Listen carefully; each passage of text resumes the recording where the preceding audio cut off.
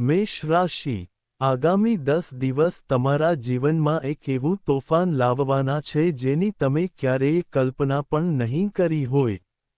આ 10 દિવસો દરમિયાન એક મોટો ગ્રહ પરિવર્તન પણ થવાનો છે. 15 જૂન 2026ના રોજ સૂર્ય તમારા ત્રીજા ઘરમાં પ્રવેશ કરશે અને સૂર્ય અને બુધ ભેગા થઈને બુધાદિત્ય રાજયોગ બનાવશે. ત્યારે શું થશે? જ્યારે પણ આ યોગ બને છે ત્યારે વ્યક્તિની બુદ્ધિ તેજ થાય છે. તેમની બુદ્ધિ વધે છે અને તેમના નિર્ણયો વધુ સચોટ બને છે. તેમને સમાજમાં માન મળવાનું શરૂ થાય છે. તેથી આ 10 દિવસો દરમિયાન આ ગ્રહ તમારા માટે ખૂબ જ શુભ છે. તમે ખુશીની ભેટ લઈને આવી રહ્યા છો. પરંતુ તમારે ત્યાં સાવચેત રહેવું પડશે. કારણ કે રાહુ તમારા લાભના ઘરમાં બેઠો છે. તે તમારા મનને વિચલિત કરશે અને આ બુધાદિત્ય યોગની અસરોને શૂન્ય કરવા માટે કામ કરશે. આ વિડિયોમાં દરેક વિગતો પ્રગટ થશે. જો તમને આજે આ વિડિયો મળ્યો છે તો તે કોઈ સામાન્ય ઘટના નથી. આ વિડિયો તમારી નજર સામે કારણ વગર આવ્યો નથી. આ વિડિયો દ્વારા તમને કેટલીક સાચી માહિતી, સાચું માર્ગદર્શન અથવા એવો ઉકેલ મળશે જે તમને તમારા જીવનને નવી અને સાચી દિશા આપવામાં મદદ કરશે. હા, ચેનલને સબસ્ક્રાઇબ કરવાનું ભૂલશો નહીં કારણ કે આ ચેનલ પર તમારી રાશિ વિશે વધુ મહત્વપૂર્ણ વિડિયોઝ આવશે. તો મેષ રાશિ, અમે તમને પહેલી અને સૌથી મહત્વપૂર્ણ માહિતી આપવા માંગીએ છીએ કે મંગળ તમારા લગ્નમાં બેઠો છે. જ્યારે ગ્રહોનો સેનાપતિ લગ્નના સ્વામી તરીકે બેસે છે, ત્યારે તે વ્યક્તિના આત્મવિશ્વાસને નવી ઊંચાઈએ લઈ જઈ શકે છે. ઘણા સમયથી તમે તમારી જાત સાથે સંઘર્ષમાં છો. મને ફરિયાદ છે કે બધું મારી ઈચ્છા મુજબ નથી ચાલતું. ક્યારેક હું મારા પરિવાર સાથે સારો સમય વિતાવવા વિશે વિચારું છું, પણ એનાથી પરિવારમાં તણાવ વધે છે. ક્યારેક હું થોડા પૈસા બચાવવા અને ઘર માટે કંઈક નવું ખરીદવા વિશે વિચારું છું, પણ પૈસા મારી સાથે રહેતા નથી. તમારી આસપાસના લોકો પણ તમારો ફાયદો ઉઠાવે છે. તેઓ પોતાના સ્વાર્થી હેતુઓ પૂરા કરે છે અને પછી તમને એકલા છોડી દે છે. વ્યક્તિ અંદરથી તૂટી જાય છે. તેનું મનોબળ તૂટી જાય છે. તેને એવું લાગે છે કે તેનું પોતાનું કોઈ નથી, કે ભાગ્ય તેની બાજુમાં નથી. ધીમે ધીમે તે વ્યક્તિ ડિપ્રેશનમાં જાય છે. પરંતુ જો તમને આજે આ વિડિયો મળી ગયો છે, તો તમારા મનના બધા પ્રશ્નોના જવાબ પૂછ્યા વિના જ મળી જશે. વિડિયોને અંત સુધી જુઓ કારણ કે મંગળ હવે લગ્નેશ બની રહ્યો છે. તે તમારા જીવનમાં એવો સમય લાવ્યો છે કે આત્મવિશ્વાસ, તમારામાં વિશ્વાસ કે હું તે કરી શકું છું. કોઈ મને ટેકો આપે કે ન આપે, મને મારી જાતમાં વિશ્વાસ છે. મને મારા અનુભવમાં વિશ્વાસ છે. મને મારી ક્ષમતામાં વિશ્વાસ છે. મંગળ કમાન્ડર તમને આવી લાગણી પ્રદાન કરવા જઈ રહ્યો છે. તમારી અંદર નેતૃત્વનો જન્મ થશે. ક્યારેક એવું લાગે છે કે હું 4 લોકો વચ્ચે બોલી શકતો નથી. હું કરી શકીશ. હું મારા વિચારો વ્યક્ત કરી શકીશ નહીં. જ્યારે કોઈ પ્રેઝન્ટેશન આપવાની કે મોટી સભા કરવાની વાત આવે છે, ત્યારે મન અંદરથી ગભરાઈ જાય છે. પરંતુ મંગળ આ 10 દિવસમાં તમારામાં ખૂબ જ જાગૃતિ લાવશે. અને આ 10 દિવસ પછી તમે તમારા જીવનમાં જે ફેરફારો જોશો તે ખરેખર પ્રશંસનીય હશે. બીજી અદ્ભુત ઘટના, જેમ કે અમે તમને કહ્યું હતું, 15 જૂન 2026ની તારીખ યાદ રાખો કારણ કે આ તારીખે સૂર્ય, જે તમારા ધનના ઘરમાં બેઠો હતો, હવે શૌર્યના ઘરમાં, એટલે કે તમારા ત્રીજા ઘરમાં જશે. બુધ પહેલેથી જ અહીં છે. બુધ પહેલેથી જ અહીં છે. જ્યારે સૂર્ય તમારા મિથુન રાશિના ત્રીજા ભાવમાં અહીં આવે છે, ત્યારે સમજો કે બુધાદિત્ય નામનો રાજયોગ રચાશે. આ દ્વારા વ્યક્તિમાં કંઈક પ્રાપ્ત કરવાની ક્ષમતા ઉત્પન્ન થાય છે. જેની કુંડળીમાં ત્રીજા ભાવમાં બુધાદિત્ય યોગ રચાય છે. તમારે સમજવું જોઈએ કે તમારી બહાદુરી અને હિંમત ઉત્તમ બનવાની છે. કંઈક પ્રાપ્ત કરવાની ક્ષમતા, બધાને સાથે લઈ જવાની ક્ષમતા, એકલા કંઈક પ્રાપ્ત કરવાની ક્ષમતા તમારી સાથે રહેશે. પછી સ્વનિર્મિત બનીને તમે દુનિયાનું મોં બંધ કરી દેશો. પરંતુ એક કે બે ભૂલોથી દૂર રહો. નહીંતર આ અસરો નકારાત્મક અસરોમાં ફેરવાઈ જશે. તે ભૂલો શું છે, અમે તમને વિડીયોમાં પછી જણાવીશું. હવે ત્રીજા અને સૌથી મહત્વપૂર્ણ પ્રભાવ તરફ આગળ વધીએ. તાજેતરમાં શુક્ર 8 જૂને ગુરુ પાસે અહીં આવ્યો હતો. આ બંને હવે મળ્યા છે. ગુરુ અને શુક્રનો યુતિ રચાયો છે. અને જ્યારે પણ આવું થાય છે, મારા પર વિશ્વાસ કરો, હંસ રાજયોગ રચાય છે. બુધ, કૃપા કરીને મને માફ કરો, પરંતુ ગુરુ અને શુક્રનો યુતિ તમારા જીવનમાં કોઈ આશીર્વાદથી ઓછો સાબિત થશે નહીં. મેષ રાશિના લોકો, અમે તમને આટલું જ કહેવા માંગીએ છીએ. સાથે મળીને નવા ઘરનું સ્વપ્ન પણ સાકાર થશે. અમે કરીશું. જો તમારી પાસે જમીન કે મકાનમાં રોકાણ કરવાની કોઈ યોજના હતી, તો તે પણ સાચી પડશે. મેષ, જો તમે વાહન ખરીદવાનું વિચારી રહ્યા છો, તો તમારા માટે કોઈ સારા સમાચાર આવી શકે છે. તમારા ઘરમાં ઘણી શાંતિ રહેશે. આ એકંદર પરિસ્થિતિ છે. તમને ઘરમાં કોઈ ચિંતાજનક સમાચાર મળશે નહીં. તમારી માતાનું સ્વાસ્થ્ય ખૂબ સારું રહેશે, કારણ કે અહીં પરિસ્થિતિ ખૂબ જ સકારાત્મક દેખાય છે. પરંતુ શું રાહુ 11મા ભાવમાં ભયનો સંકેત આપી રહ્યો છે?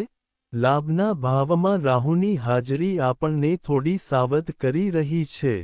આપણે અહીં કેટલીક બાબતોનું ધ્યાન રાખવું જોઈએ કારણ કે શનિ ખર્ચના ઘરમાં પણ હાજર છે. જો તમે જુઓ તો શનિ 12મા ઘરમાં હાજર છે.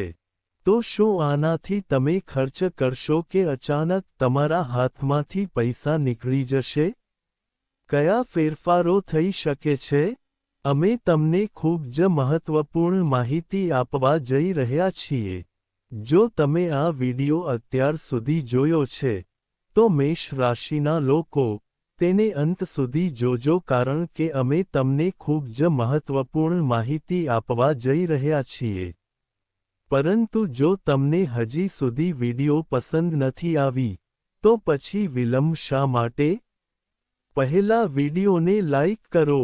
આ પ્રકારનું સંશોધન કરવા માટે કલાકોની મહેનત લાગે છે અને જ્યારે તમને વિડિયો ગમે છે, ત્યારે અમને ઘણો સપોર્ટ મળે છે. તો લાઇક જરૂર કરો.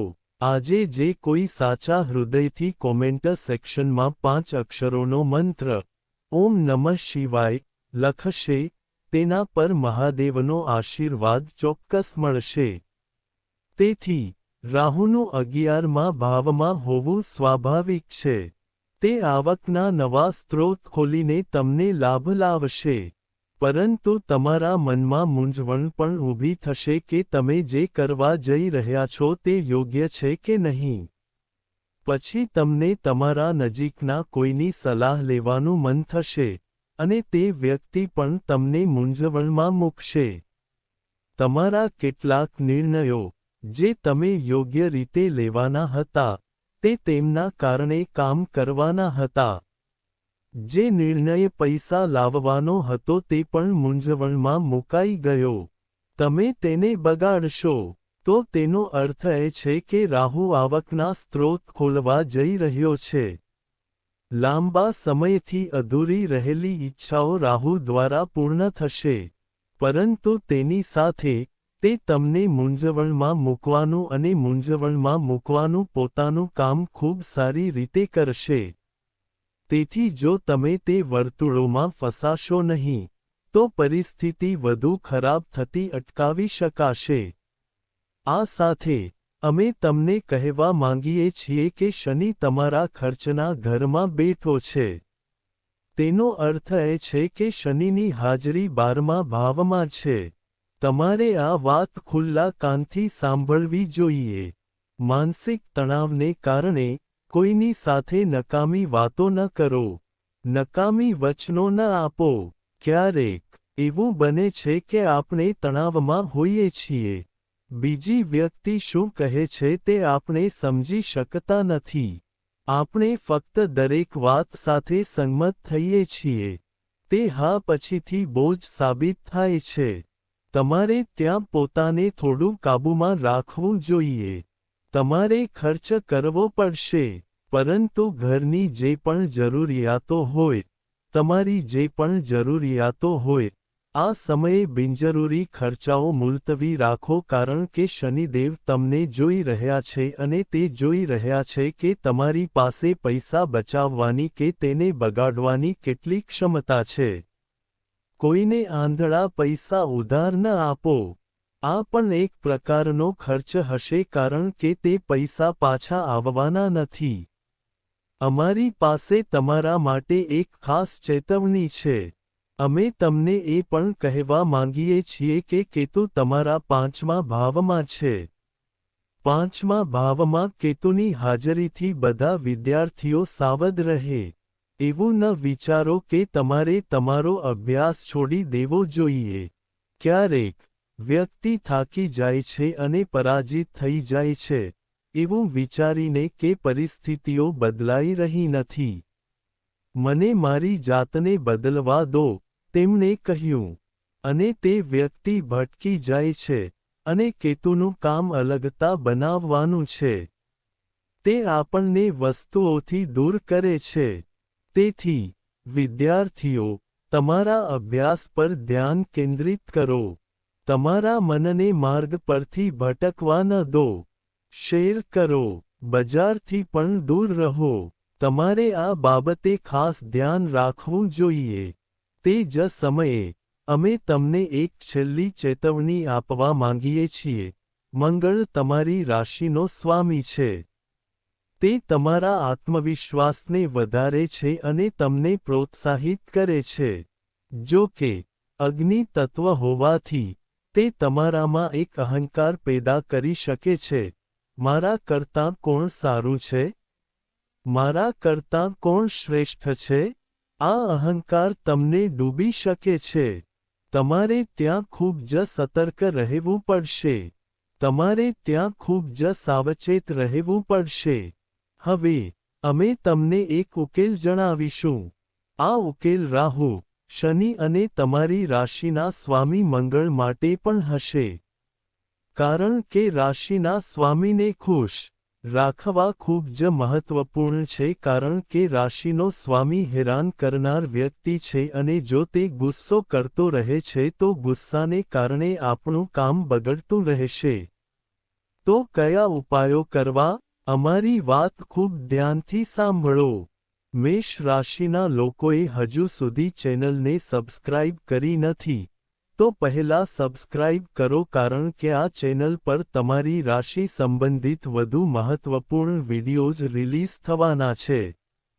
તો સૌથી મોટી અને સૌથી મહત્વપૂર્ણ વાત એ છે કે રાહુ માટે તમારે કયો ઉપાય કરવો જોઈએ? તમારે પાણીનો વાસણ લેવો પડશે. તેમાં થોડા કાળા તલ નાખો. તેમને મિશ્રિત કરવા પડશે. અને ઓમ નમઃ શિવાય અથવા રાહુના બીજ મંત્ર ઓમ રહેવે નમઃ બોલ્યા પછી, તેને શિવલિંગ પર અર્પણ કરો. આનાથી, જે રાહુ તમને મૂંઝવણમાં મૂકી રહ્યો હતો અને જે વસ્તુઓ બનાવવામાં આવી હોવા છતાં બગડી રહી હતી, તેનું ઘણી હદ સુધી ધ્યાન રાખવામાં આવશે. આગામી ઉપાય અમે તમને શનિદેવ માટે જણાવવા માંગીએ છીએ. શનિવારે કાળા કૂતરાની સેવા કરો. તેમને રોટલી ખવડાવો. જો તેઓ ભૂખ્યા હોય તો તેમને ઘરે જે પણ તૈયાર હોય તે આપો અને તમારે વધુ કંઈ કરવાની જરૂર નથી. તેમને દૂધ અને રોટલી ખવડાવો. શનિદેવ ખુશ થશે. આ કાર્ય દર શનિવારે સફેદ કે કાળા કૂતરાને કરો. જો તમને આવા કૂતરા ન મળે તો તમે રાજ્ય કૂતરાઓની સેવા કરી શકો છો, તો પણ શનિદેવ પ્રસન્ન થશે. ત્રીજો ઉપાય તમને લગ્નેશ માટે, મંગળ માટે, રાશિના સ્વામી માટે કહેવામાં આવી રહ્યો છે. જો તમે અત્યારે રાશિના સ્વામીના આશીર્વાદ ઈચ્છતા હોવ તો તમારે દર મંગળવારે મસૂરનું દાન કરવું જોઈએ અને મંદિરમાં જઈને હનુમાન ચાલીસાનો પાઠ કરવો જોઈએ. આનાથી વ્યક્તિને ચોક્કસપણે ફાયદો થાય છે અને તેને એટલો લાભ મળે છે જેનો તેણે સ્વપ્નમાં પણ વિચાર કર્યો ન હોય. આજે વિડીયોમાં અમે તમને સંપૂર્ણ ગ્રહ વિશ્લેષણના આધારે દરેક સચોટ માહિતી આપી છે. ગ્રહોની સ્થિતિ જોયા પછી ગ્રહોના આધારે જે કંઈ પણ કહેવામાં આવ્યું છે, મેં તમને કહ્યું. મને આશા છે કે તમને ઘણી પ્રેરણા મળી હશે. તમને સકારાત્મક સમાચાર મળ્યા હશે જેનાથી તમારી આંતરિક આશા વધી હશે કે હવે આપણે કંઈક કરીશું. આ સાથે હું તમને જે નકારાત્મક બાબતો કહી છે તેના ઉપાયો જણાવીશ, તેથી તમારે તે ઉપાયોનું પાલન કરવું જોઈએ. આ નકારાત્મક અસર ઘટાડશે અથવા તેને નગણ્ય બનાવશે. જો તમને અમારો વિડિયો ગમ્યો હોય અથવા માર્ગદર્શન ગમ્યું હોય તો કૃપા કરીને તેને લાઈક કરો. તમે અમને તમારી સમસ્યા કોમેન્ટ બોક્સમાં જણાવી શકો છો. અમે તેનો ઉકેલ લાવવાનો શ્રેષ્ઠ પ્રયાસ કરીશું. હમણાં માટે બધા દર્શકોને રાધે રાધે.